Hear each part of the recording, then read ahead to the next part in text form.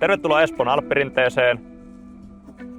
Perustava on toteuttanut tämän kohteen perustukset ja tukimuurit suunnitteluineen. Kohde koostuu erillistalosta, rivitalosta sekä 6 paritalosta sekä tukimuureista. Tässä kohteessa perustuksen korkeudet vaihtelevat vajaasta metristä yli 3 metriin.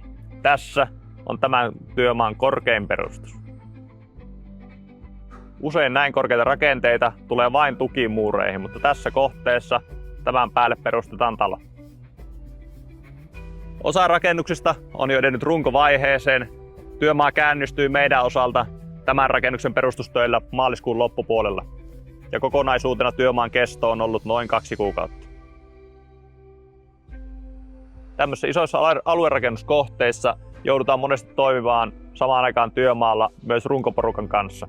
Tällöin kaikkien pitää toimia tiiviisti yhteen, että saadaan kaikkien työt toimivaan aikataulussa. Tänään jätkillä on tässä työalla viimeisen talon perustukset ja ne valetaan tuossa puolen päivän nurkilla. Sen jälkeen me siirrytään kohti uusia haasteita. Ja jos sä mietit, miksi valita perustava kumppaniksi tällaiseen hankkeeseen, niin siksi, että meiltä löytyy ammattitaitojen suunnittelu, toteutus ja työnjohto, niin kuin kuvasta näkyy.